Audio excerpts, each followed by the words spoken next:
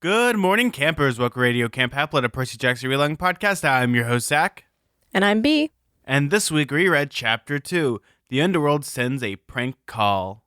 Oh no, it sounds so lame, but it happened, B. There was a prank call. Not really. Well, we'll get into it. Basically, he gets like a weird iris message from no one in particular. See, if this was written in like the 80s, this would be called The Underworld Sends Me a Party Line. That's what they called prank calls? No, so party lines were like when all like the connections got connected. Pretty much like you'd open your phone up and you would hear other people's phone conversations. So like eavesdrop. There were too many people on the line. Yeah, you were accidentally eavesdropping, but it wasn't intentional. Got it. Think of it like 80s group chat. But like not. Except no one likes each other. So yeah, there's a little bit of an update about Nico that's in this chapter.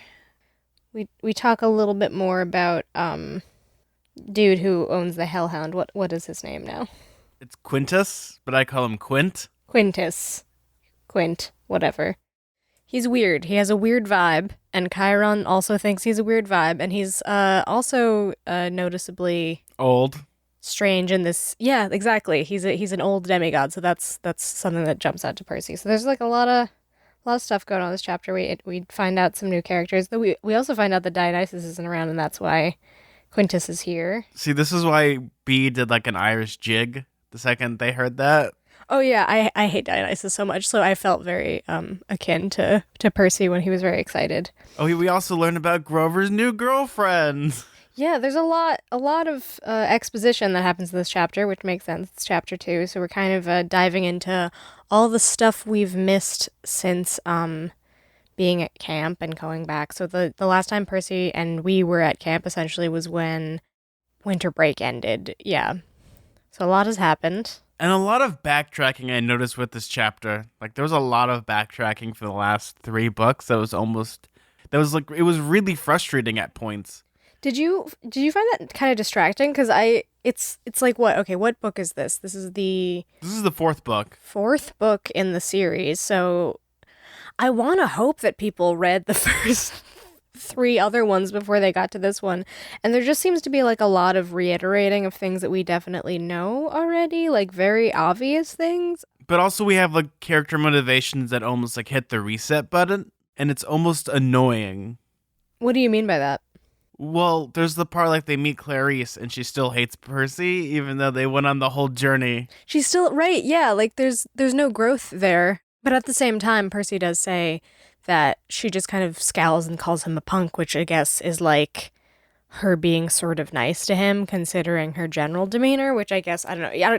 It's sort of like he's making a joke, but I don't know, like they kind of went through a whole thing during Sea of Monsters, so you'd think that there'd be a little bit more of a camaraderie there. Then also there's like this thing going on with her and Annabeth where they're sort of in cahoots about something. Like, that's all fine and dandy, but again, they don't really address any of the other books. That's the weird thing. And then once we get to, like, the Council of Cloven Elders, we have the thing about, we have the Searcher's License, but isn't Grover the person that helped save all the people from Sea of Monsters? Like, I figured out the reason why all the people are, like, disappearing, so could you at least give me the benefit of the doubt? But it's like, you've done nothing. You've achieved nothing. Yeah, there's just, like, a lot of strange things that actually happen in this chapter where I don't quite get the characterization that's going on. Yeah, I found the Council of Cloven Elders kind of confusing because you lose your Searcher's License if you don't find Pan. Like, no one's found Pan in thousands of years, so like why is Grover being singled out in this instance where he's like, what, he's lying about it? Like, it just doesn't seem to make a lot of sense. A lot of it is like picking up the pieces. Like when you have a second chapter to a book, especially in a series, you need to kind of start moving the plot along. Like the first chapter is just like an introduction, but here there's more questions than answers. I think maybe I'm just being a little more nitpicky than normal because we have gone through 3 other books prior to this and you're seeing things more blatantly. But then again, we're also reading these books at a slower pace so we can pick this stuff up a lot differently. There's a few lines that are just like so weirdly phrased for a second chapter of a 4th book that I was kind of surprised how, like this whole part where they describe everything that's happened so far. Annabeth had always admired Luke, the former head counselor of Hermes, who had betrayed us and joined the evil Titan Lord Kronos. She wouldn't admit it, but I knew she still liked him. When we'd fought Luke on Mount Temalp, whatever, on the mountain last winter, he'd somehow survived a 50-foot fall off a cliff. Now, as far as I knew, he was still sailing around on his demon-infested cruise ship, while his chopped-up Lord Kronos reformed bit by bit in a golden sarcophagus, biding his time until he had enough power to challenge the Olympian gods. Like, this is just a Cliff's Notes of what happened in the past few books. I think that's all fine and dandy because you have to think of it this way. It is a middle grade book series, so you need to have, like, sometimes kids in between books might not read it for a while, so they need, like, that filling in. That's true, but I feel like the line, like, Luke, the former head counselor of Hermes who had betrayed us and joined the evil Lord Titan Kronos, like, yeah, that's like the main antagonist of this series is Kronos and then by extension Luke. To forget that detail seems totally bonkers to me. Like that's not something that you would forget, I think, if you were reading this series. It just felt like really strangely shoehorned in there, and I think honestly my theory is maybe that wasn't originally in this chapter and then like the publishing company or something was like, "Hey Rick, you should like reiterate this for kids because they're dumb and they won't remember this stuff." The funny thing is you took the words right out of my mouth because I was about to say Really? the exact Yeah. same thing. Yeah. But I think more of it's an editor's thing. Like so a lot of authors will submit their first draft or their manuscript, and then usually the editor and the publishing company will bring back notes. And I'm sure that was probably one of them where it's like, oh, you have to add this in there as like a redendum, or you need to add this in there as, just an alteration to it to make it sense to kids. Because if we even look at Series of Unfortunate Events, this is the gold standard. Every single book fills you in, and it's annoying to the point of nauseum. Oh, Violet is 14. Oh, I didn't know that. Oh, they're being chased by Count Olaf. Like, oh, I didn't know that either. But then again, there's like the weird situation you have with Series of Unfortunate Events where you could totally read that book series completely out of order, and it still makes sense. A lot of people do because they just got whatever was like at the library and they had no idea what was going on a lot of the time. But because of like that weird mid 2000s children's serial book series is like this idea that you need to reiterate like everything about the plot so you actually can sort of read it out of order, even though there's a lot of confusing characterization things that might be like, wait a second, I don't remember why Olaf is doing this or whatever. I would have understood if they did that in this chapter, but to a more subtle degree. I just think it's phrased in such a like a Cliff's Notes kind of way. It's more obvious when you look at it this way that someone put their hands in the cookie jar that wasn't Rick Riordan writing that, because that doesn't seem like something that's natural. It's like a bad edit of like audio where like it cuts out like randomly, like something was added there. Yeah, like a parentheses almost. It might as well be in parentheses. There's like a few other lines in this same chapter that are like that, where they sort of just describe things that we know already. Well, now we're like getting into like the nitty gritty of like publishing and like how you have to add things or take things out to make sense, because they do that a lot in books where like they might have things that just sound natural, but then they have to add things as like a mandate. Oh, you need to explain, like reiterate things in case a kid has not reread the series, or maybe even you have to consider it this way. When these books were first being written, they're like a year apart. So you need to have that.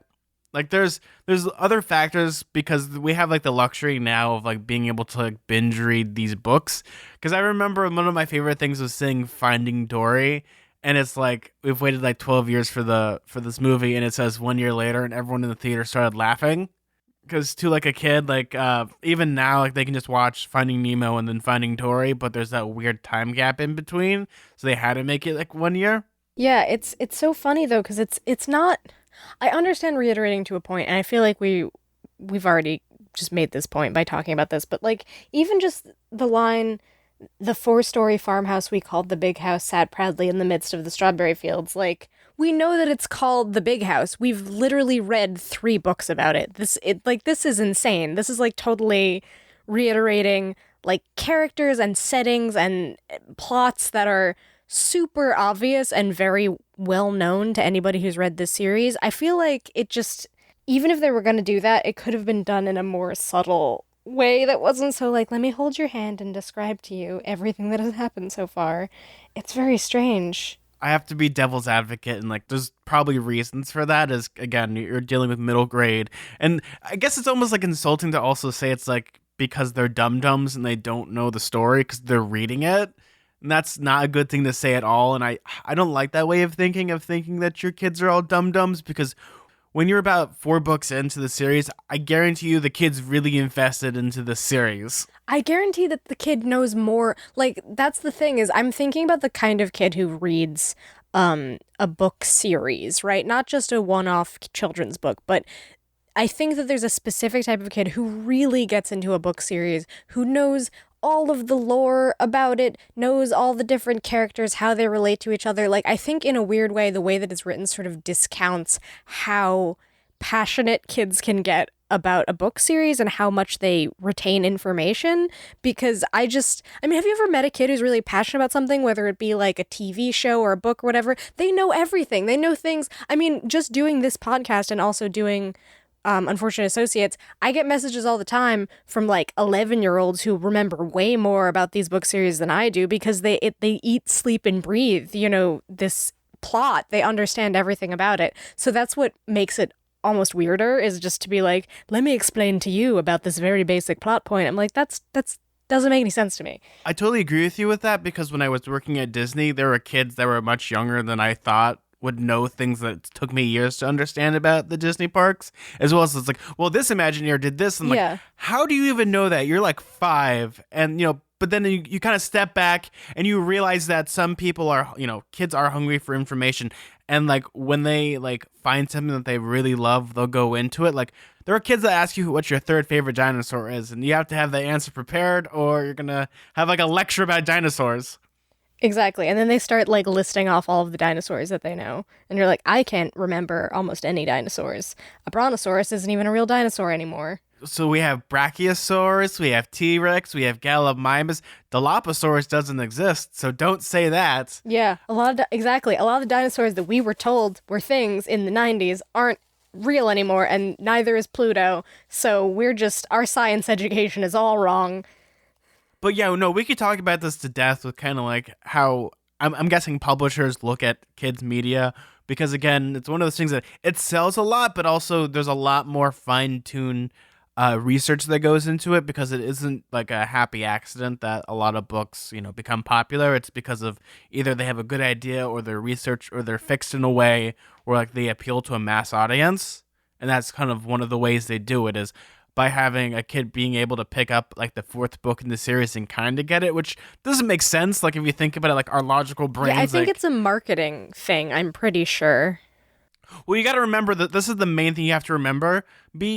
For a kid, let's say that's about from like 5 to 10, because that's kind of where they're starting to read. Who's buying the books for their kids? Their parents, yeah.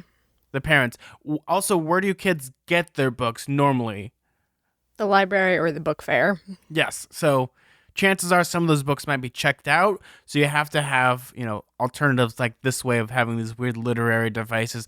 Right. I think of like the book fair scenario where like a kid sees like the new installment of the Percy Jackson series and they see the cover and it looks really cool, but then they haven't read the other ones. This sort of gives them like an in to start reading and go, oh, I kind of vaguely know the context of this. Maybe I'll go back and read the other ones or something like that. I do think it's like specifically structured so that way you can sort of pick it up anywhere. Not exactly. Like I do think you'd be kind of confused if you didn't read the other books.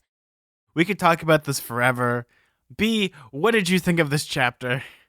I mean, other than that, which like was kind of a big complaint because it did kind of take me out of the story, those moments. But plot-wise, I thought it was interesting. There was a lot of stuff that was good exposition that didn't feel like they were just reiterating stuff that we already knew.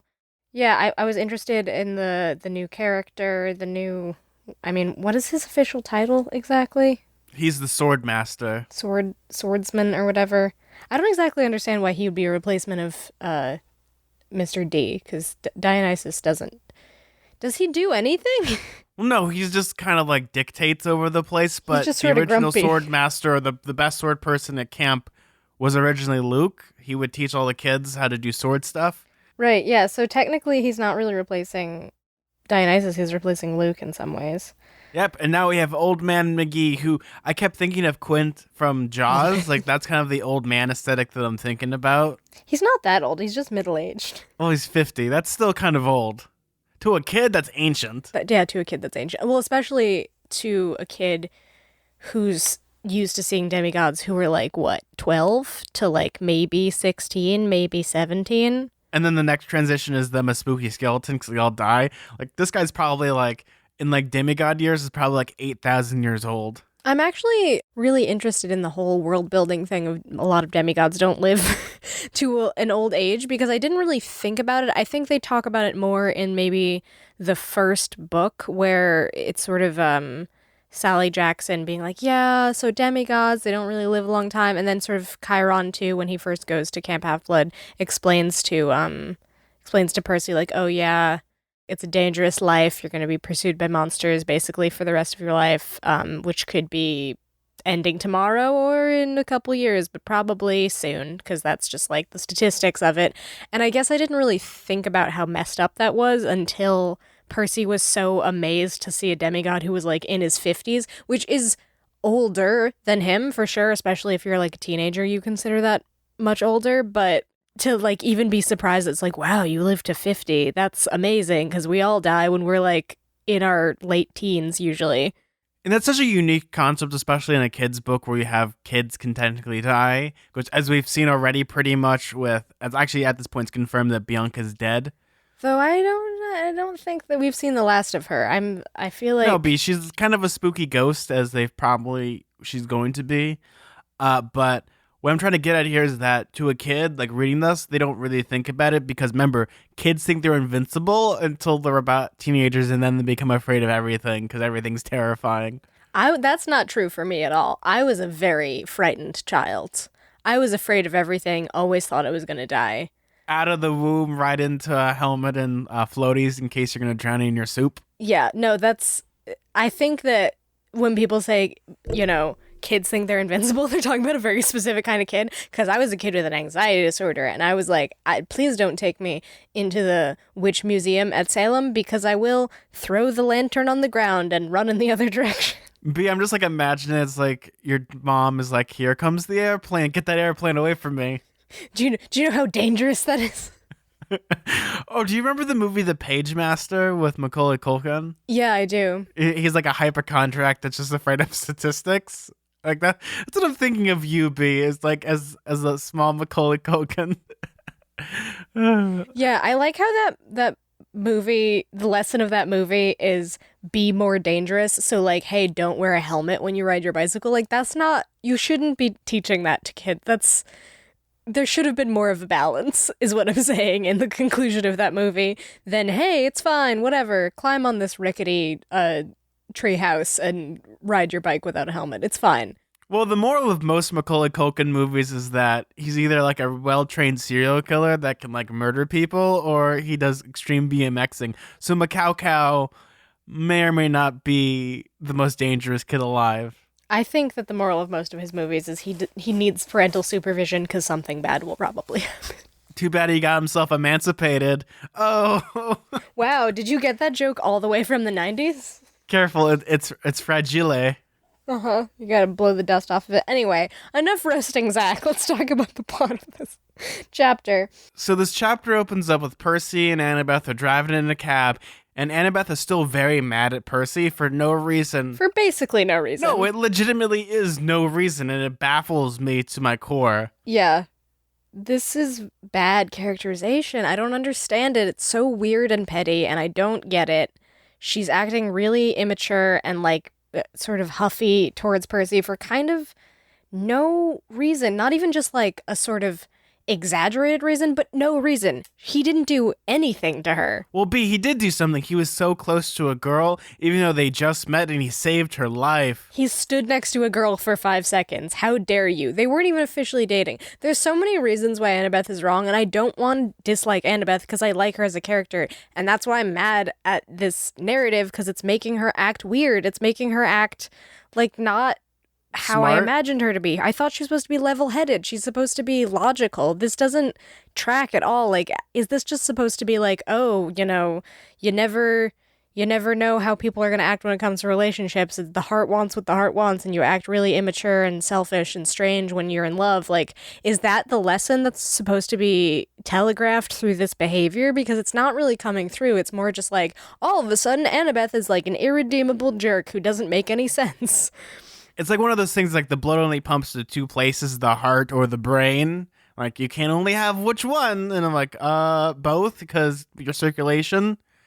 But yeah, I feel like gets that compounded with the weird reiteration of like a lot of plot points. There's a lot of like strange, insulting subtext when it comes to like children's behavior, where it's like, oh, you're just like a hormonal teen who acts stupid and doesn't think about consequences and doesn't think through their actions, and they're just petty and angry for no reason. Like that is how you could maybe read into that.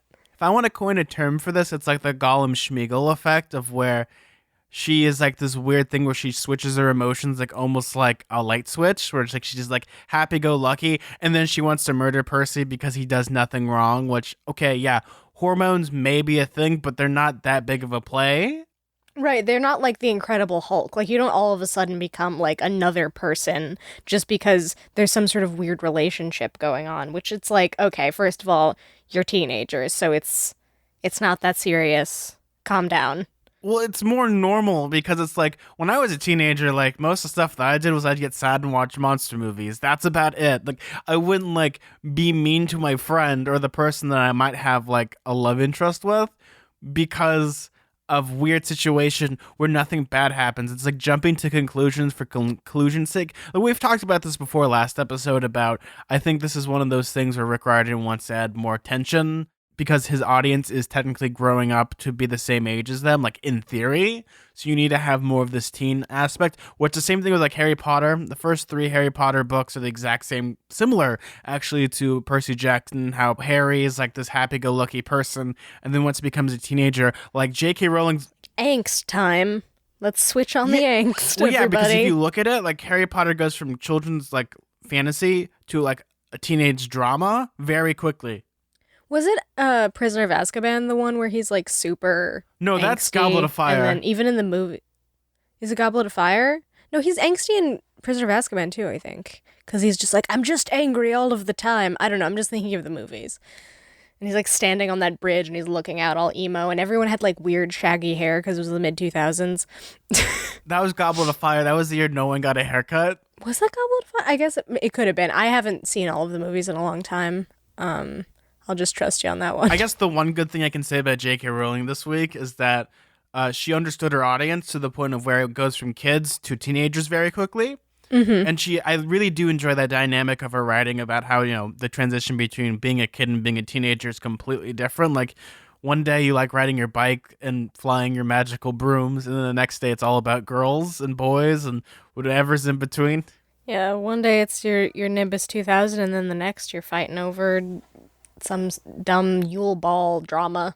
B, it's like, yeah, you're fighting over your Nimbus, and the next you're in the woods with your friend who sees you and your best friend like kind of like naked, pretty much in, being like you have vision. to destroy. Yeah, this weird vision from Deathly Hallows. Like, wait a second, this is awkward and weird. Apparently, when they were filming that, Rupert Grint couldn't stop laughing because he was like, "This is ridiculous." I thought that was funny. Oh yeah, no, it's totally ridiculous, but it's kind of the same thing here. It's becoming like the teen drama, which isn't necessarily a bad thing. Again, we have to look at the audience when this was written, though. It's a little disjointed now because some time has passed. You can read all the books in one box set at this point, where it's a little different. Same as with like, I don't remember if like Series of Unfortunate Events never really got to that point of having like the weird love triangle. Like they did have like the because they weren't old enough. No, that's not true because they were old enough. Like Violet did have feelings for Quigley, and Klaus also had feelings for Fiona. Right? Yeah. And, there isn't really like that weird love triangle, which, happens. But then again, that isn't like the prime story of a Series of Unfortunate Events. This is a little different. Well, yeah, that's a different scenario because unlike Percy Jackson and Harry Potter, Unfortunate Events takes place over a shorter period of time. It's like less than 2 years or something like that. Or it's 2 years exactly because the first series, I'm about to say the first series. It's about 2 years exactly because the first part of that story before, the end is that it's about a year and a half. there actually is a progression. Like the last three books take place within 4 or 5 days. Yeah, but either way, it's not like each book is another year, which is, I think, inherently a part of both these books and Harry Potter because it's centered around a school year slash camp year. So that's sort of like this summer we went to camp, so it's another year later. So, like, plot wise, it makes sense to move forward faster. Well, in Unfortunate Events, it's more like we're going from Guardian to Guardian, and it's not like held within the conceit of, oh, we're going to a new school year or a new summer camp year or whatever, or like a new summer camp summer. Yeah, totally. Like when it comes to it, like we'll just keep going into this because it gets even weirder because Percy gets Annabeth's cell phone, which we've been told is a bad thing. Demigods shouldn't be having cell phones, but he calls his mom, leaves her a voicemail. Yeah, I didn't actually know that that was a part of the lore that you broadcast your voice and it's bad and the monsters come. I didn't. Has that been a thing established already? Because I don't remember that. Yes, it's been established since the first book because it's how convenient would it be if Percy Jackson had a cell phone like he can call his mom anytime he wanted? Right, he could call. Yeah, that's true. The iris message thing is more of a plot point, so I guess that's why cell phones aren't really a thing. But he uses it this time to update his mom. Yeah, sounds like, oh, by the way, could you tell Paul I'm so sorry for nearly burning down the school? It's not his fault. I feel so bad for Percy. It's just he literally warned everybody. He's like, I don't want to go to that school. I'm gonna blow it up. It's gonna suck. Everything's gonna be terrible. Oh, no, it's blown up. Sorry, Mom. Yeah, but then, it's very I told you so. Like, come on, just listen to your demigod son. and guess what? There's more teen drama because I forgot about this. Is that Rachel actually gave Percy her phone number? So Percy's got some digits. So is that supposed to be the reason? Is because she got? But you could have the phone number of someone. This is like I think maybe taken to like the extreme of, oh, you're hanging out with like a different sex than you, so therefore you're interested in dating, like that sort of very juvenile idea of relationships where like anytime you're next to a girl, if you're a guy, then you're immediately dating. Like that doesn't track.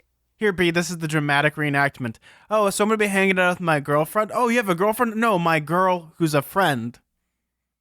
Not my girlfriend. My girl, pause, friend. Yeah, it's just... If he could be just friends with Annabeth, which I guess he wasn't ever from the beginning because he always had a weird thing for her, but like, just saying, he could be friends with other girls. He was friends with Talia. He was friends with, well, not really Clarice, but sort of in this weird... love-hate kind of way. They became frenemies. That's about it. And now I'm sure we're going to get like an email from someone. Well, you see, the reason why this is because in this fan fiction we had, Aphrodite is like twisting Annabeth. And I'm like, oh, okay. I guess maybe it also has to do with like the goddess of love technically does exist. So love is like this actual like physical thing. Right. It's like an actual thing that you can be under the spell of, that it makes you do bonkers things that are out of character. I still am not a big fan of this whole arc with Annabeth, and I really hope it's not like an ongoing thing, and I feel like it's gonna be. I feel like we're gonna see Rachel Elizabeth Dare again. It's gonna be like weird jealousy, and then she's gonna be, which, like, can I just say, Percy doesn't really have a thing for Rachel. He sort of vaguely felt insecure about thinking about her because of that weird internal monologue thing we see in the first chapter where he goes, oh, it's not like I was thinking about her, but anyway, Rachel Elizabeth Dare, that was kind of interesting. She's immortal, but she sees monsters, blah, blah, blah, whatever. But aside from that, he hasn't been like, oh, I love her very much and she's whatever. There's no indication that he's like obsessed with her in the way that Annabeth seems to be insinuating. But Annabeth totally is still obsessed with Luke, who's a traitorous jerk who tried to murder all of her friends. But for some reason, it's totally okay for her to like still have her heart out on this like horrible garbage man who somehow survived falling off of a cliff. But like, Percy can't get jealous about that, but she could get jealous about some girl who just stood adjacent to him and gave a phone number because of important outside reasons other than going on a date. It's very silly. The whole thing is incredibly silly. Yeah, it's one of those things I think Rick Riordan had to write into the book to add more tension. We'll find out eventually because Again, we've talked about this over and over again. Like, I love Annabeth as a character, but the way she's written sometimes isn't the best way, and I don't understand, like, how people can sometimes defend all this stuff, but then also there's sometimes people defend other things. And remember the article that I was reading about the Lightning Thief, where it's like, I love that there wasn't romance in the Lightning Thief. I like that they were just friends and things were awesome, and, they had their problems because of friendship, and their friendship is being tested. Oh, I guess the Lightning Thief is, yeah, they're just friends, but still there's always that underlying thing of Percy kind of having a thing for her. I feel like misogyny is like a very strong word. It's not necessarily that, but it is sort of like, oh, this frivolous teenage girl, she's just so silly and she doesn't know how to control her emotions when it comes to boys. And like, even like that phrase boy crazy, like that whole implication that if you're like a teenager, then you can't like think for yourself. It has a lot of like icky implications as far as like kids not having their own understanding of the world. Exactly. Like they don't have free will. They're just at the whim of some like chemical machinations of their hormones. Like that's not true. And I think that's kind of insulting, especially when your target demographic is supposed to be younger people. I don't know. I feel like I'm very salty about this chapter, but it's just because I don't know. I get very annoyed at certain representations of young people in media. I'm not the biggest fan of this one so far, though, as far as the books we've read. I think there's been a lot of wonky characterization. There's just been, like I said, the weird reiteration of the plot. There's been, like, sort of plot points that we've tread on before, like the whole, like, blowing up the school thing. That just felt, like, very redundant as something that we've already seen before. This is why I love the third book so much, is it opens up with like cutting out the malarkey almost of it literally starts with like them already going on a mission, doing something different that isn't Percy Jackson kicked out of school. Right, it's something else. It also doesn't even start with the same conceit of them starting off a summer at camp, which is what the other two had done so far. So that's maybe another reason why this feels like back to what we've come to expect of, oh yeah, we're back at camp again. Percy's having trouble at school. Like it's kind of all these beats that we've seen before. And I don't really feel like we're getting a lot of anything different than what we've already read. Like even like, again, we're going to be bringing up Harry Potter a lot. Like right now is that even with Harry Potter, after a while, they kind of stopped doing the tropey thing of having, oh, look, we have to be with the Dursleys. Like we have to, they change things slightly where it becomes at least more tolerable. Right, yeah, like it's sort of like the flying car and stuff like that. Like there's different ways that they get to school that's not like, let's get on the Hogwarts Express and that whole thing. Because to change up the intro a little bit kind of changes the feel of the rest of the book. And I think that that's why I liked the third one, like you said, because it sort of changes up that premise of, oh, we're just going to do this thing again. Or even like Unfortunate Events is the same thing. Like we're going to a new Guardian and we're just going to follow Mr. Poe. And then that diverges after the seventh book. After the seventh book, yeah, they go off on their own and they leave Mr. Poe in the dust. And it feels like such a relief to not have that sort of premise in every single book, like this identical sort of, and here we are, Mr. Poe is terrible, well-meaning but of no help. Here are the three children. They have these traits. Like, we know all this stuff. Well, that's also because Daniel Handler didn't know what he was doing with this series for about 4 or 5 books. I was like, I'll just keep writing things until something sticks. That is true. That is also true. So he's like, oh, let's just kind of do this and figure out the wider plot later. VFD, right? That's the thing. Which, if you think about it, is like the worst way to possibly write a book series. And he did it. He just did it. It worked out fine, but it sure, Well, he did, like, he fixed it in the Netflix series. Like, he felt bad, I guess.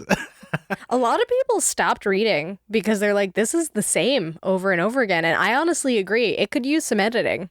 Well, we'll probably get it in, like, the 90-year edition of the book when he's just a head in a jar, like, floating around in, like just gin. I could really see him as a Futurama head in a jar. Well, I see, like, instead of, like, the cool liquid, it's just martini. It's just a martini. There's an olive floating in there. Yeah, that's what I think about, like, as him, like, a head in a jar. He's like, this is fine. But going on a little bit, because we could just talk about, the opening of this book. I know, the whole tropey YA thing. I think it's just, like, really come to our attention in this specific book because it just doesn't feel very new. I don't know. This chapter was like, I liked it well enough, but it was a lot of just like reiterating of the stuff that we knew.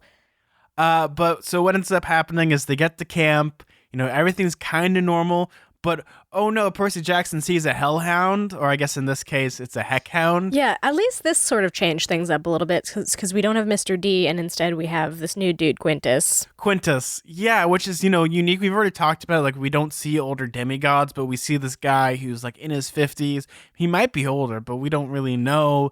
And there's like something like really off about him because he has this hellhound, Miss O'Hara. Which is not a normal thing to have. Well, yeah, it's not a normal thing to have, but I just love the name that they give the dogs, like Miss O'Hara, which is just adorable. Yeah, it makes me think of like Toy Story. I am Mrs. Nesbit, like just like a weirdly adorable name.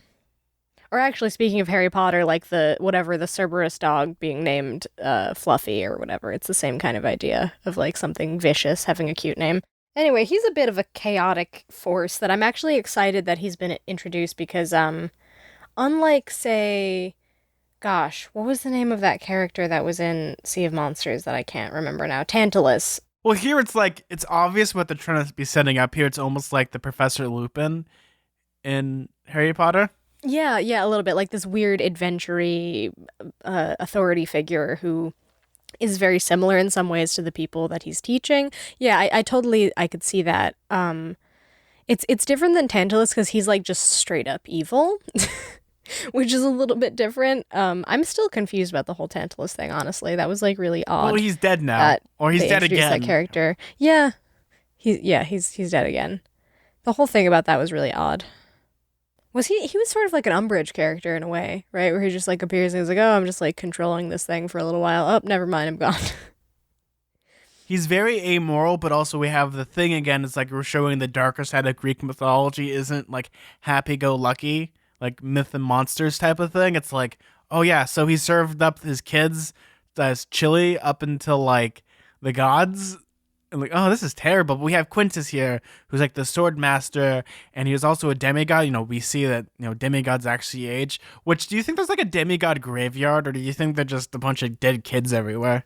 Yeah, I don't know. Do they just burst into dust when they die? I don't exactly know what happens when demigods die, because so far we haven't really seen demigods die other than, I guess, what demigods have we seen die? Like, not Talia we've heard about, but she became a tree and then she was alive again. Well, the only one that's actually technically died has been Bianca. She got crushed to death. Yeah, Bianca. She got crushed, but we didn't really see her die. Well, we no, just you're sort not of going to saw see like something the happen little... to her. We didn't see her body, is what I'm saying. What happened to it after? Well, you wouldn't be able to see her body. What was left of her was probably in a soup can. Did she just burst into dust? I don't exactly know. No, I don't think they're going to burst into dust. I think what they're going to probably do in this is that they're going to make it very, like, ambiguous. Like, either like, someone's going to be crushed to death or they're going to explode because, once again, you have to, like, think of it like Rick riding, like, this happy-go-lucky guy writing about the horrible description of a kid being mangled and, like, the description of them dying. Yeah, I could see that, though. Yeah, I don't know if they did have bodies, like, after they died, what, like, is there a graveyard? Are they underneath the strawberry fields? Like, how completely macabre and messed up would that be? They're here, under the floorboards. Can't you hear the fertile squeak? Anyway. Oh, man. But just moving right along about this is that it turns out that Grover's in trouble because we get to see good old Chiron come in with his, like, I Heart Centaur shirt. I like his exchange with Percy about Quintus, because it kind of sums up the whole exchange that Percy has with him. They literally say Chiron clip-clopped into the arena, by the way, which I thought was very funny. Well, I like how they describe him like, oh, he's like shaved and he's more clean cut now. Like last book, he was like this horrible, like deranged, like hobo almost. And now he's like really clean cut and really got his life together. Maybe because he got married. As we were walking away, I whispered to Chiron, Quintus seemed kind of mysterious, Chiron suggested. Hard to read? Yeah. Chiron nodded, a very qualified half-blood. Excellent swordsman. I just wish I understood. Whatever he was going to say, he apparently changed his mind. First things first, Percy. Annabeth told me you met some Empusai. And then, like, Rick, you can't ever finish any sort of information exchange between characters. There's always an interruption. They always decide not to say it. Say what you mean, characters. Speak what you're thinking. Rick can't help it. Like, he's probably like writing on, I don't know why he's on a typewriter, but there's like his editor has like a gun to his head. Yeah, you have to interrupt this sentence right here, Rick. Get that word count up. Get it up. So much interrupting happening in these freaking books. I feel like there should be like a guy named Interruptus who just appears when people are having conversations and goes, I'm Interruptus, the interrupter. It's like nothing to see, or it's just waving his arms and like he's like yelling over the exposition. We must go right now immediately, and just shoving breadsticks in his bag. Wow, that's some old Tumblr memes. Oh my god. Yeah, I know, right? Old vintage Tumblr meme for you folks out there. That was what, like 2014, 13? Was it really that old? That can't be that old. Oh god, I'm ancient. I'm the crypt keeper. So Chiron kind of tells him, so Percy, you gotta follow me. Grover's kind of, in trial almost. It's like Law and Order. Clunk clunk. Does this scene confuse you? I feel like this scene is confusing. Well, this is just like the way I'm looking at this is like the old timey like To Kill a Mockingbird trial where no one cares except, Grover has to be guilty of something. I just don't get it, honestly. He's gonna lose his searcher's license, I guess, is the concept of this trial that he's having with the Cloven Elders, who are just a bunch of old goats that Percy describes as being like petting zoo goats who are just lazy and tired and don't give a crap. I don't really get it. Like, did we know that he was going to lose his searcher's license if he didn't find Pan? Like, I don't... Nope. No, I didn't know that that was a thing. That hasn't been established. So here's the reason that I'm thinking about, because the way they describe it in this scene is that he's pretty much like spewing blasphemy. Like he's saying that Pan talked to him and he's like almost like this weird prophet. The way the Cloven Elvers are talking is like they're trying to like make Grover like a heretic almost. Like he's just like this weird non-believer. Yeah, it's a very strange exchange, honestly. I'm surprised they don't have like the goat inquisition. They don't like just like put him on like torture. Like the way they have it described is like it's either he gets his license or he's going to be like executed for heresy. Yeah, they call it scandalous claims that you heard the wild god Pan speak. Impudence. So this is also the scene where we find out that he has a girlfriend named Juniper, and she is a nymph? A dryad? No, yeah, she's like a wood nymph, and, like she cries green. She pretty much has like elven ears, almost like she's got pointy ears, and it's kind of unique. A tree nymph, right? A dryad. A dryad. Yeah. Yeah, and it's funny because, Grover gets a girlfriend. Percy, I guess, is just in the doghouse right now. He can't win no matter what he does. But good for Grover. Yeah, right? Like, even his best buddy has a girlfriend. He's like, all right, well, Annabeth doesn't want to speak to me. Grover's in trouble, and now he also has this girlfriend to distract him. Yeah, but once again, it's like, it's really confusing because, again, the Cloven Elvers kind of like label him as a heretic. Like, it's like, oh yeah, the voice of God spoke to you. But we don't believe you. We have no claim other than you have eyewitness testimony from these people over here. But also, keep in mind here is that, in Sea of Monsters, you discovered the main plot of, like, with Polyphemus. And, like, he's, like, taking all these people. And, like, you solved that, but we still don't believe you, so you have 1 week. Right? I just feel like all the goodwill he would have gotten from that is ignored in this scene. Well, yeah, and he's, like, saved dozens and dozens of campers' lives, as well as dozens and dozens and dozens and dozens of seekers. I hate this scene. Like it's again, once again, we're establishing the drama and the stakes. Like it's not that it's poor writing, but it's like we've gone over this again and again. Like we know what's gonna happen with like the character arc of he's gonna prove them all wrong. Yeah, I didn't get it. Also, then there's like this weird thing with Juniper where she's talking to Annabeth and Clarice, and then Clarice says, oh, there's like another way to find Pan. And then they kind of allude to it, and then they say, there is another option, Clarice said darkly. No, Juniper shook her head. Grover, I won't let you. His face was ashen. I'll have to think about it, but we don't even know where to look. What are you talking about, I asked. In the distance, a conch horn sounded. Annabeth pursed her lips. I'll fill you in later, Percy. We'd better get back to our cabins. Inspection is starting. Of course inspection is starting, just when things were getting good. Yes. You have to remember, B, where was Clarice in the last book? She was on some sort of secret mission, right? Yeah. Yeah. We don't know what it is. Do you think it was Interruptus who blew the conch horn? Oh, totally. It was. He actually had like this cool ninja fight. No, interrupt.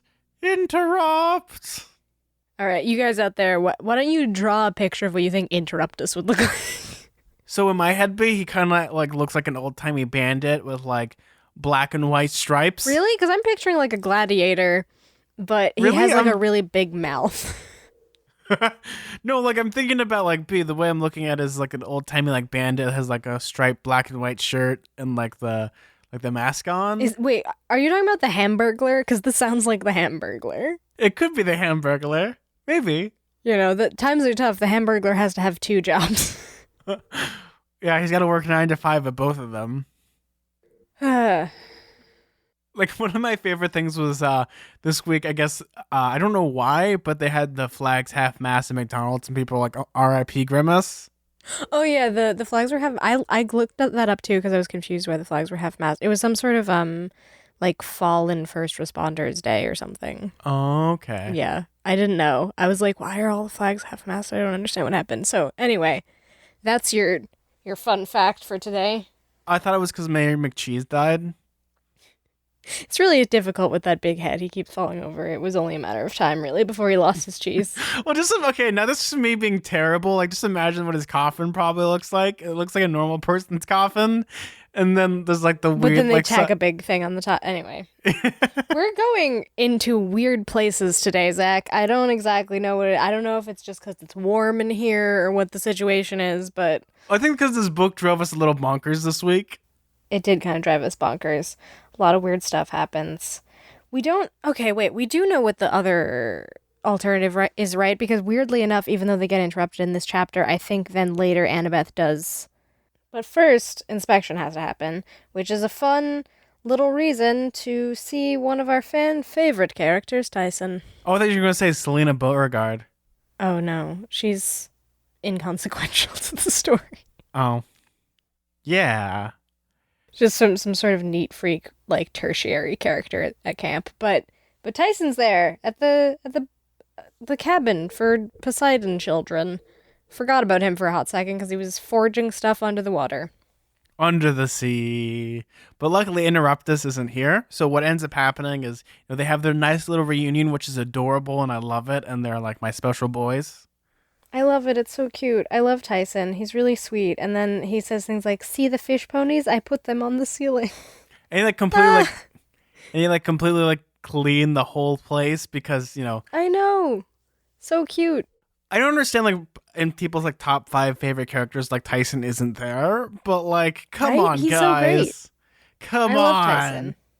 He fixed up the whole cabin because, did we know about this already? Like, has this been mentioned that basically the inspection happens and if you're like the dirtiest cabin, you have to do dishes or whatever? This is established lore now. They're explaining it now. So this is established lore now because you need to have this type of lore, I guess, because it's supposed to be a joke because the joke is, Percy Jackson's like this weird, freakish boy that doesn't clean up. Like most teenage boys, like I did not clean my room whatsoever when I was a boy.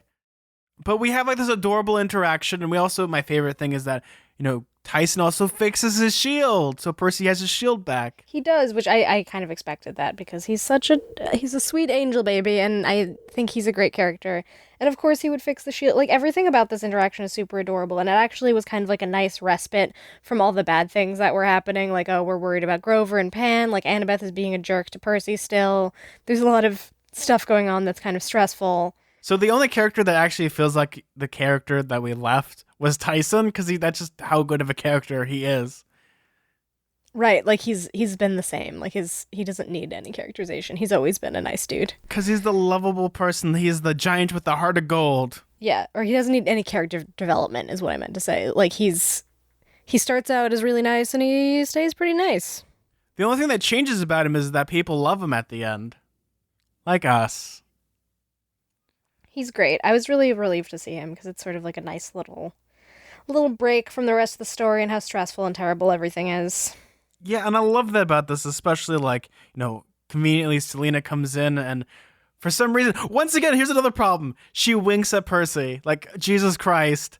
Like, oh my God. Well, because she's so, like, impressed by how clean his cabin is, I guess. That's, like, her thing, is she really loves when things are neat. No, because I guess it's more of a love triangle. Like, it's more like a love square at this point. Because I guess, in the context of this, if Annabeth saw this, like, she would have, like, rammed her sword right through his chest.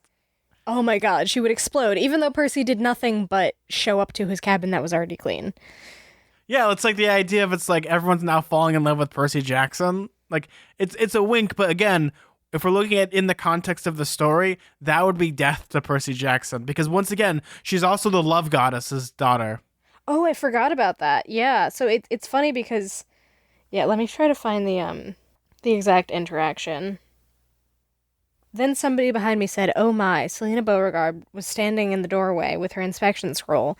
She stepped into the cabin, did a quick twirl, then raised her eyebrows at me. "Well, I had my doubts, but you clean up nicely, Percy. I'll remember that." She winked at me and left the room. What? See, it's like more teen romance, right? That's like the way that's written sounds like she likes him. Yeah, just the hormones are high at Camp Half-Blood. Everyone's acting weird. Oh no. Oh god, it's what is it? Pubis is in town?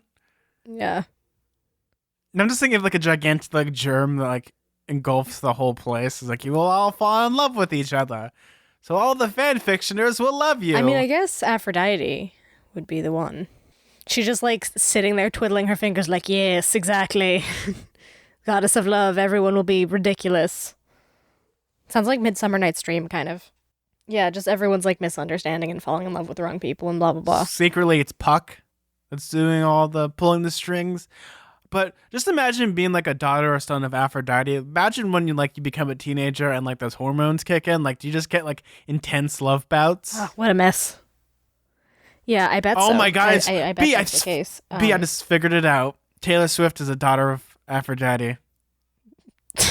Blank space baby, I'll write your name. Jesus. Oh, it makes so much sense. Mm-hmm.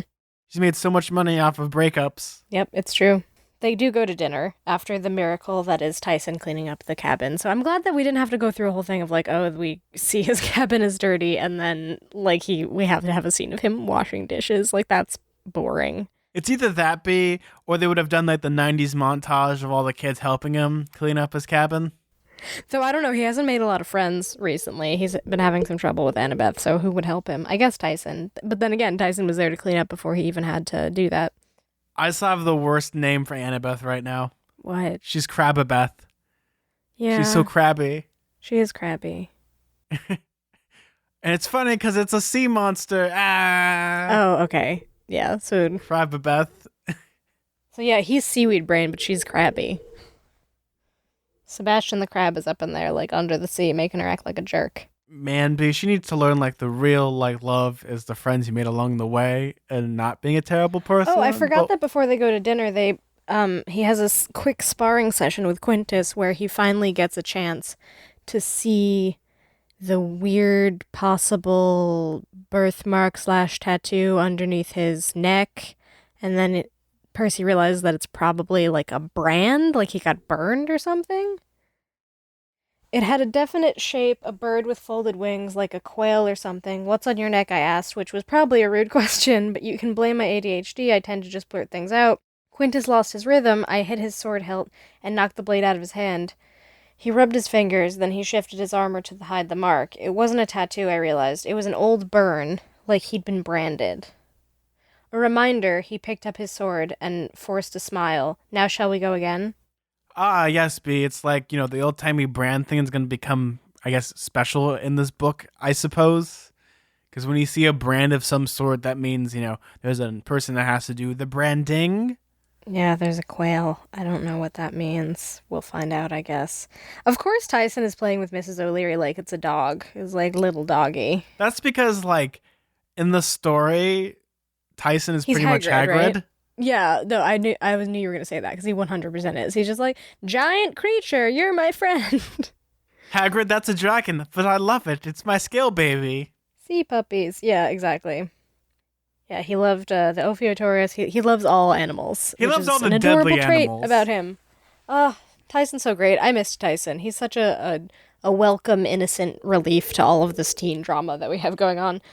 Oh, teen drama, how much I don't like you. I also liked this interaction where they're headed into dinner and Tyson sees the crack on the floor. Tyson realizes like this crack in the ground and pretty much Percy gives like the old exposition that we learned from last book about Nico and that he's the son of Hades. And here's the problem though. We've now established that Percy Jackson now has lied to Chiron because he lied about Nico being the son of Hades. Right, he lied about Nico disappearing. So everything about this is terrible. Like, we've already established problem and distrust. Yeah. And so he's talking to Tyson. He says, Nico D'Angelo, I said, lowering my voice. He's this half-blood kid we brought to camp last winter. He asked me to guard his sister on a quest, and I failed. She died. Now he blames me. Tyson frowned. So he put a crack in the floor. The skeletons attacked us, I said. Nico told them to go away, and the ground just opened up and swallowed them. Nico. I looked around to make sure no one was listening. Nico is the son of Hades. Tyson nodded thoughtfully. The god of dead people. Yeah, so the Nico boy is gone now. I guess. I tried to search for him this spring, so did Annabeth, but we didn't have any luck. This is a secret, Tyson, okay? If anyone found out he was a son of Hades, he could be in danger. You can't even tell Chiron. The bad prophecy, Tyson said. Titans might use him if they knew. I stared at him. Sometimes it was easy to forget that as big and childlike as he was, Tyson was pretty smart. He knew that the next child of the big three gods, Zeus, Poseidon, or Hades, who turned 16, was prophesied to either save or destroy Mount Olympus. Most people assume that meant me, but if I died before I turned 16, the prophecy could just as easily apply to Nico. Exactly, I said. I thought that was a nice moment that kind of gave Tyson his due. Like, he's more astute and savvy than he gets credit for. Well, he's not an idiot, and I like that they kind of do show the spotlight, because in the second book, he's kind of like this weird bumbling idiot, but you forget, like, he knows how to, like, make swords and stuff. Like, he's very, like, he knows what to do in these situations. And I like that about Tyson, is he's just not the comic relief where he's the idiot. He actually is kind of smart in certain situations, which I love.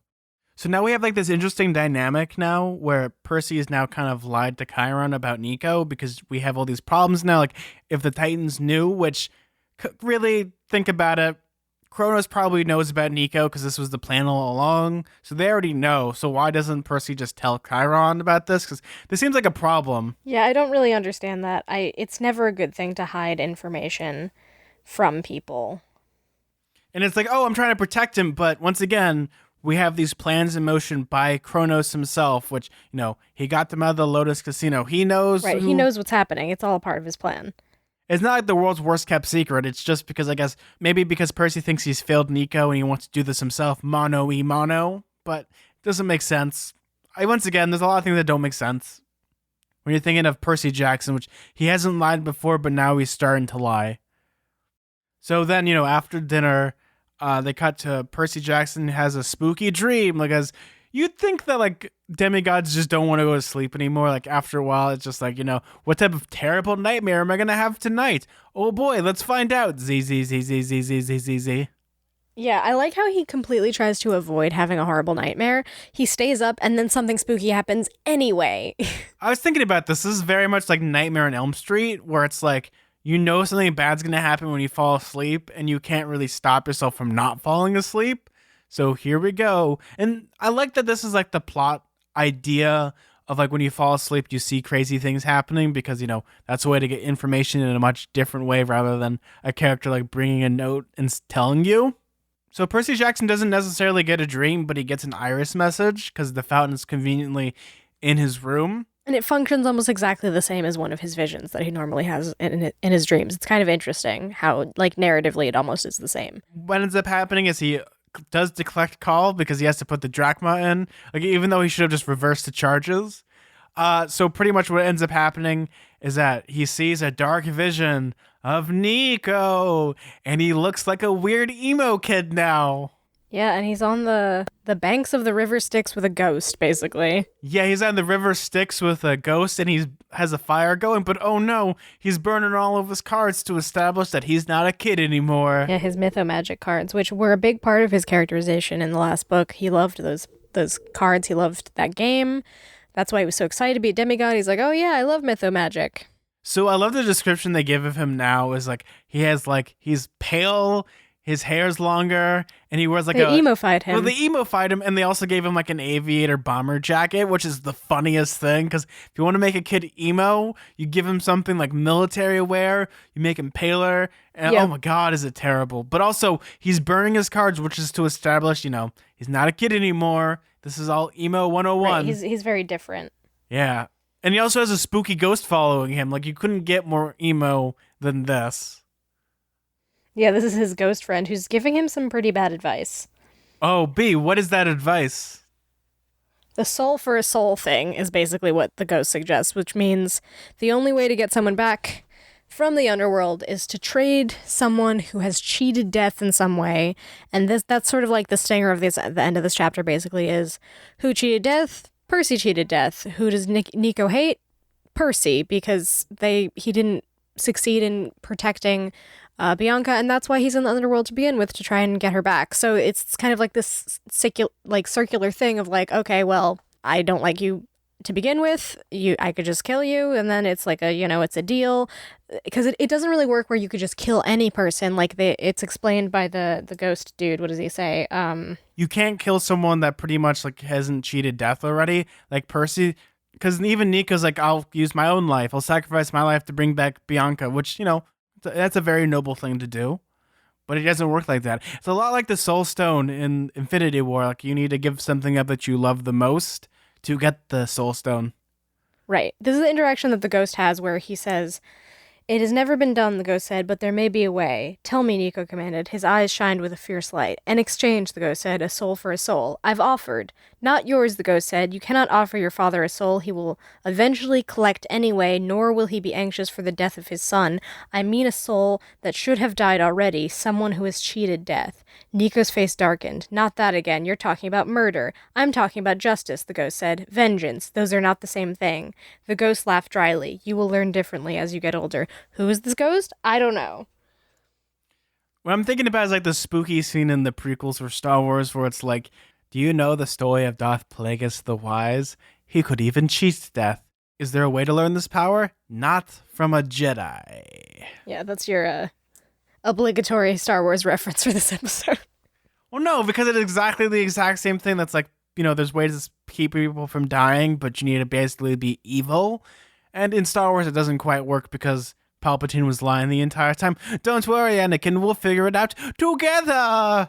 I was watching Deathly Hallows with my family, with my cousins, and on Easter. It's like that scene where Tom Riddle, it's like that flashback or whatever, where Tom Riddle is talking to Slughorn, and he's just like, "Do you think I could kill 7 people to have Horcruxes? This is just a thought experiment, right?" And then Slughorn's like, "7?" And then Tom Riddle's like, "Did I stutter?" Well, again, Voldemort's evil, so yeah. But even like with Harry Potter, you have the Resurrection Stone, which it brings people back, but not really. Right. A cursed life, a half. Well, actually, that's the unicorn blood, but you know what I mean. Well, yeah, it like brings them back, but like they're like not right because it's like it's better off dead. It's like Pet Cemetery, where when you bring something back, it's evil. Oh yeah, there's not a lack of pop culture examples of people being brought back to life, and they're not the same. No, as like one of they my were. favorites is an Edgar Allan Poe story where a person hypnotizes a dead body to come back to life, and it is horrifying. I always forget the name of that story, but it's really good. Yeah, I definitely suggest the Chilling Adventures of Sabrina, because there's a very creepy kind of storyline about them trying to bring someone back to. Actually, no, was that in the last season? I just watched them back to back, so now I'm confused. I think it was in the first season. It's incredibly creepy. Well, isn't that just the Chilling Adventures of Sabrina? You just put in the tagline. It's really creepy. Yeah, it's like not the Sabrina that we grew up with at all. If you're expecting like Talking Salem, now you're not gonna get that whatsoever. But watch it. Nope, Salem doesn't talk. And there's a lot of gore, But yeah, so the chapter kind of ends with the collect call, and Percy's like, "Oh no, this is bad. Oh great, googly moogly, this is terrible." So now he knows that he's gonna be pursued by Nico, probably convinced by this weird ghost. But also, who the heck called him? Because it's not Nico. He's just seeing this, and then of course he's not able to get another drachma in time to see the rest of what's happening. Well, it's a mystery that we'll find out eventually, possibly, maybe not. Who knows? Yeah. There's only a few people that possibly have this power. And also, all you need to do is have some mist and some coins, and you're good to go. So yeah, now we don't know who made the call. We don't know what the frick frack is going to happen with Nico, if he's actually going to find Percy. I mean, he seemed pretty hesitant to the idea, but dramatic tension wise, it makes sense that Nico would finally relent and decide, you know what, I'm going to try and find Percy because he's so mad about it and also he really misses his sister. So we'll see how that goes. Oh, wait, you know what? I just thought of something. What'd you think of? Luke cheated death in some way or another. So maybe Nico's going to come to the other side, apologize to Percy or vice versa. They're going to make amends and then help them kill Luke, and then Luke will be exchanged for Bianca. No? That could work, because he definitely cheated death. He fell down a cliff and then he was alive somehow, so I don't know how that happened. Some sort of spooky something happened. The calls are coming from inside the house, B. Yeah, so I don't know. That's my theory. I don't know. I don't think Luke dies, though. I don't think Luke dies for at least until the end of this series. That's my theory, because he needs to be there for plot reasons, but I don't know. My response is, B, we've had a slight weapons malfunction. Oh, don't come up here. There's actually a slight reactor leak. How are you? Yeah, because I don't think they're not going to kill Luke, and they're not going to kill Percy either, because it's the freaking name of the series. Like, can you imagine? Like, I know that there's other books. Like, what if they just killed Percy and then it's just like the adventures of Annabeth and her trauma? Like, that's not going to be a thing. So I know that Percy doesn't die. Fun fact, B, that was actually the original spin-off name for Heroes of Olympus. Yeah, the original spin-off. But yeah, so what did you... That's the spin-off of a lot of YA books is These Children and Their PTSD. Well, These Children's Therapy Bills, the book. Mm-hmm. Yeah. It's surprising how much therapy doesn't exist in YA books, actually. Like, you never see people go to, like, CBT and be like, yeah, I really need to get past this horrible traumatic event that I experienced. But there's a lot of it, The Hunger Games, Harry Potter, all those kids are hecka traumatized, so...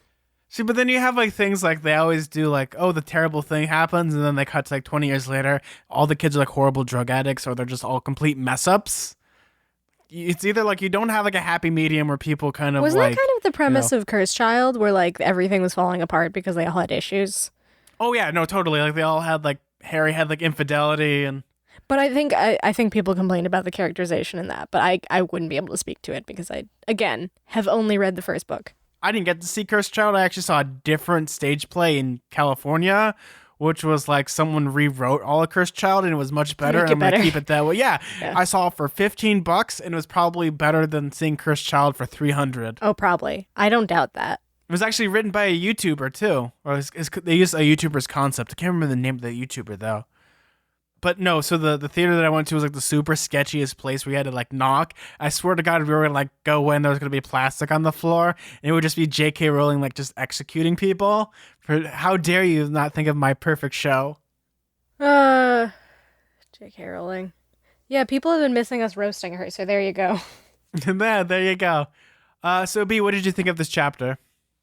I've talked about my grievances. I don't really want to harp on it too much anymore, but yeah, I had some issues with it. I think plot-wise, it was fine. There was a lot of interesting stuff going on. They introduce a new character. We kind of catch up with people like, oh, Grover has a girlfriend now. He's might be losing his searcher's license. There's this whole weird thing with Nico. Like, a lot of information is packed into that chapter, but also a couple of things that I have gripes with. The Annabeth characterization in the beginning is kind of weird. The very obnoxious interrupting of important information, which has always been a Percy Jacksonism that I just have to get used to.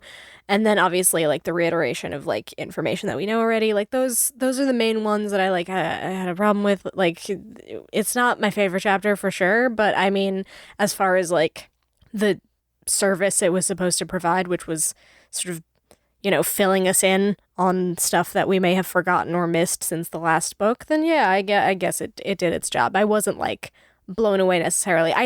It got better as it went on. The beginning of it, I was kind of annoyed, and it started to get better and better. And then by the time we get to the call to the Underworld with Nico, it gets more interesting, a little bit less irritating. So when it comes to Percy Jackson books, I've noticed that they're always like a slow burn. Like this one so far is like crock pot speeds. But it's picking up, it's getting to a simmer.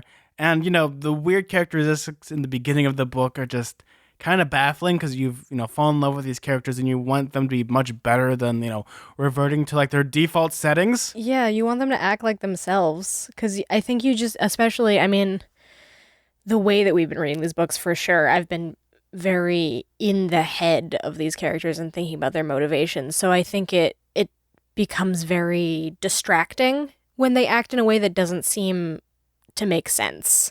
You're also taking great characters and kind of like muddling them down a little bit, but then that's also like you have to move the plot forward. Like, you can't just have all your characters like learning everything. Like if we look at the first Matrix movie, like at the end of that, Neo becomes a god. How do you take a movie in the second premise of that making a sequel? Well, you give all the Agent Smiths upgrades. Like, you can't just have a character that's like godly and learned all of his lessons, because you can't keep making books because then they've learned their arc. All in all, I didn't like hate the chapter. It just wasn't great because I had a lot of specific problems with it. Like, we're looking at this like very slowly, so we're picking up all the smaller things. I didn't hate it at all. That's true. The minutia of like this specific chapter. I think in general, I don't think I'm going to hate this book as a whole necessarily, but so far I haven't been like thrilled with the first two chapters. There's been like a lot of weird plotting stuff that I'm like, why are we doing this again? This seems like we're going backwards, but I don't know. Maybe it'll pick up. We have to go backwards to kind of make some progression, but we'll find out next time. Like I said, didn't hate it all that much, like rereading it after these many years. We'll find out what next chapter be, and what is the name of the next chapter? We played tag with scorpions. I don't know what that is. I guess the scorpions are probably the thing that Quintus had in the boxes, I imagine. Because he had like all these wooden crates with extreme warnings about death and maiming on them. So I imagine that the scorpions are Quintus's thing. Because again, he's like very into having scary monsters as friends. What are you talking about, B? Scorpions are not terribly poisonous creatures. They just want to give you hugs. Ow. Ow, ow, ow. I don't feel so good, B. I think I got kissed by a scorpion like a couple thousand times. I need to like lay down. I'm kind of lightheaded. I'm so glad I don't live in a place where scorpions exist. Because I don't think I'd ever go outside. Well, they're like emo, like goth lobsters that are just there to like destroy you, like wasps. God, lobster. Exactly. Yeah. So anyway, I think that's what's probably going to happen. They're going to have like a weird showdown with the scorpions because Quintus is going to be like, hey guys, let's do this training and release the scorpions. And it's going to be a really great time. I actually am not super looking forward to this chapter because it's probably going to be very action filled and I'm not super jazzed on hey, like Percy, those kinds catch. of scenes. Oh my god, it's a scorpion on my face. Yeah, it's just gonna be like, and then I dodged the scorpion, and then I ducked under the scorpion, and then I took out Riptide, and then Annabeth was there, and even though she's mad at me, she helped me, and blah blah blah blah blah blah. Like, I kind of know how this is gonna go, but I hope there's other exposition stuff that happens. And then a scorpion winked at me, and Annabeth got jealous.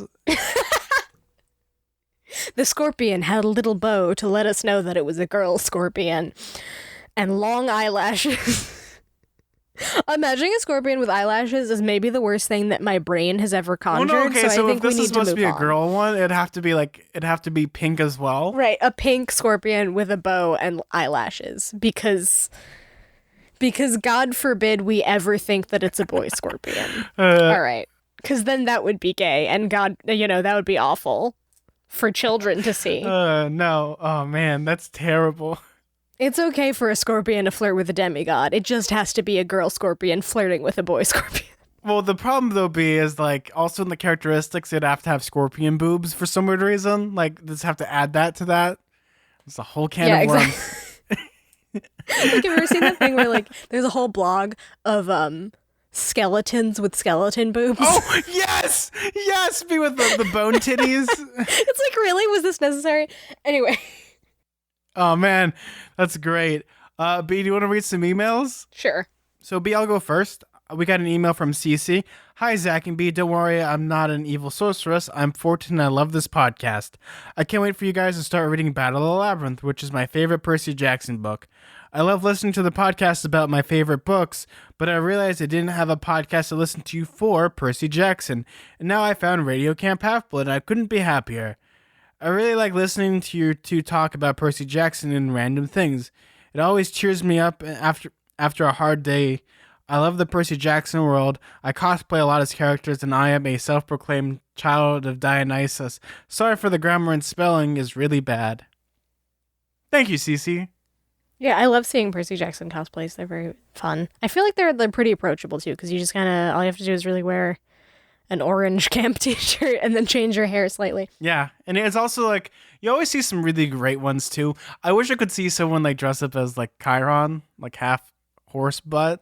Yeah, I don't really think there definitely is like a centaur costume you can get that's one of those weird inflatable costumes. So I bet if you just had that, but then sort of dress the top half of you like a Chiron kind of character. Oh, I did because I went to Percy Jackson Day at the Getty. Yep. And that was amazing. So yeah, we got another email. Short and sweet and to the point from Kai, who says, "You guys are the best people ever." Thanks, Kai. I love like the breadth of emails that we get is just truly like several paragraphs like analyzing children's literature, and then just like sometimes it's a sentence of someone being really nice. So either way, I appreciate either end of the spectrum, and I appreciate your email a lot. Thanks. Like those are the type of ones I like call like fist bump emails, where they just want to give us a fist bump and like nice. They're just like, hey, yeah, good job. So we got one from Robert. Hi, Zack and B. I hope you're doing well. At the time I'm sending this email to you, I'm like 2 episodes behind, but you guys are about to start the 4th book in the series, The Battle of the Labyrinth, which is my favorite of the series. I enjoyed this book series while it lasts, because the newer book series are so much longer than these books. The 4th book has 20 chapters, and the 5th is 23. So in about a year, you'll be done with both. The first book of Heroes Olympus, for example, has about 53 chapters, or 56. 50-something, shrug. Oh yeah, it's like almost double. I have a suggestion how to open the podcast, and it's a simple one. Just like this, spend a minute asking each other how your day is going and just chill for a sec. Like the show goes from intro immediately into, all right, so this is the chapter for Percy Jackson fights everyone. Also, can I send you guys memes? I have a few made and I've released, but if you want them, I'll send them all to you, like the unofficial Camp Half-Blood meme page. Oh, I love this guy. Yeah, the meme page. I'm glad that this reminded me of that, because that's like the best. Oh, I was gonna bring ever. it up, but I didn't know this was the guy. We don't read these emails pretty much until the day of. But that's awesome. Yeah, all those Percy Jackson memes are like straight up fire, and I love them. No, literally, I really want to give a big shout out to this Twitter, because it's the best. It's the best thing. It's incredibly surreal, honestly, that there's like a Twitter that's like has memes about me and my friend Zach, but it does, and every single one is hilarious and really well thought out and incorporates all of like the inside jokes from this podcast. If you guys have Twitter, even if you don't have Twitter, I definitely suggest checking it out. I couldn't believe my eyes when Zach messaged me about it. I was like, this is the most, oh my god, I was very flattered and grateful. I like looked at the first meme and I almost dabbed, and I was like, oh my god, this is amazing. And I don't like dabbing. Yeah, no, it's really great. I can't stop retweeting every single one of their posts. So B, if you want to follow them on Twitter, you can follow them at radio_half. So that's the memes for Radio Camp Half-Blood. You'll see like a little Detective Pikachu. Radio_half, yeah. Yeah, I'm sure you guys could also like tweet at them if you have your own memes too, because I would love to see that. Oh yeah, because I love how all our memes are apparently fire. And it's just so great. I love it. They're so great. It brought such a smile to my face when I saw that. But to answer your question about, your suggestion, thank you so much for that suggestion. We've tried that before, but the problem though is we get derailed very easily, and we'll spend like 40 minutes talking about our day, and some people just want to get into the chapter. Yeah, that's true. Yeah, we do that before we record, because if we did it during recording, I mean, right now this episode is gonna be around 2 hours long. So, if we talked about our day, I think it would just be an incredibly long episode. But yeah, we could maybe do like bonus episodes where we just sort of like did Q&As where we just kind of talked about our lives and stuff, so that way that could be its own discrete episode, because I think we could really have that run away with us. Oh yeah, we could easily do something like that. Maybe that might be something in the works, so we'll put it up there, hopefully soon. Maybe. Yeah, maybe something for Patreon that we could later release on the main feed or something like that. So B, did we get any iTunes reviews? Yeah, we got an iTunes review from Osday Hamilton. I'm sorry if I'm butchering that. This podcast is one of my favorites. I love how this is not just some British person reading a book like I thought. It is so funny, and I see things that I never noticed. Thank you for making such a great podcast. I love that you thought that maybe this was just going to be an audiobook of just someone being like, and then Percy. So, well, actually, it wouldn't be in that tense, but it would just be like, and then I stabbed the scorpion with my sword riptide. Well, it's more like ASMR B. It's like Percy Jackson was at the beach.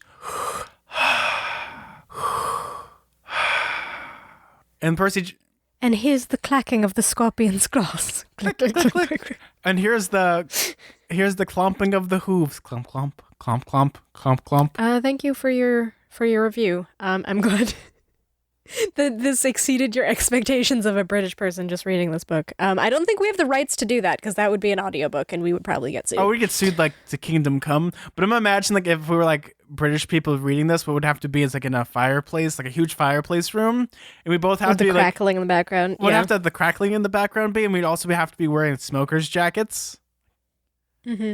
And I'd be smoking a pipe for no reason, and then I blow on my bubble pipe. But yeah, that's such a great review. Thank you so much for that. It's so lovely. That made me laugh. That was really funny. I think that's all of our reviews for this week. Yes, it is. So B, where can they find you on the wonderful interwebs? You can find me on Twitter and Instagram at bkellygorman, and you can find me on Tumblr at twinpoetry.tumblr.com. And if you want to find me, you can find me on Twitter at Suda41. That's SUDA41. If you want to follow our show on Twitter, that's at halfblood_radio. And if you want to email the show, you can email us at radiocamphalfblood@gmail.com. And I got some special news for you guys. I have a new podcast. Oh, what? It's the closest I think you can get to being in a room with Zack and just hang out with him as a friend, I would say. It's just sort of like a very fun, off-the-cuff conversation about movies. Yes, and that is called The Film Cultist. So you can pretty much find it anywhere at this point. It's still, for some reason, still being processed on iTunes, but by the time this is up, it should be on iTunes, no problem. So give it a listen to, subscribe, leave a review if you want. If not, that's totally okay, because I like talking about movies. Episodes will be released on Friday. And I have 2 episodes up. I talk about the 1971 directorial debut movie for Steven Spielberg, Duel, A Man versus a Truck. And I also talk about the schlocky, terrible movie, The Mummy from 2017, starring Tom Cruise and a cardboard box. A cardboard box. Is Tom Cruise not the cardboard box? Like, I lost my voice talking about The Mummy. That's how bad it was. I was like yelling. So if you also want to find our t-shirts, you can find our t-shirts at TeePublic. So type in Radio Camp Half-Blood. We also have a Patreon available, Patreon/Radio Camp Half-Blood. We have some great donations. We have some things coming up. We also will be getting those pins out very, very soonish. Those are coming, right, B? Oh, yeah, the pins. So we have 5 $10 donors right now. So I have 5 pins to make. I am finally done with surgery recovery. I'm like 95% there as far as health is concerned. So that's good. That means that, well, of course my car just broke down actually. So once I'm able to finish making the pins and drive to the post office, Zack will give me all of the addresses to all of the Patreon patrons and I will send them out. Yeah, if you're a $10 a month with the with your address, correct address, and what name you'd like, and I will make sure to check if you guys are a $10 Patreon member. So have fun. But thank you guys so much for listening to the show. We always really appreciate it when you listen and send feedback and send messages. We really love it, and we love talking to you guys. We've broken like a huge milestone in our downloads. Like, we couldn't be doing it without you guys. And just 2 friends talking about Percy Jackson. You know, we love it. Sometimes we hate it. We love it again. We hate it some more. We love it. But that's just the natural progression of storytelling. Yeah. No, yeah. I'm not trying to roast Percy Jackson, for sure. Like, I'm definitely invested in this series. This show has transformed me into a Percy Jackson fan in a way that I kind of almost didn't expect. But I'm criticizing the things that I see, But thank you guys for listening to another wonderful episode of Radio Camp Half-Blood. Well, I'm Zack. I'm B. And keep staying mortal. Bye. Bye, guys.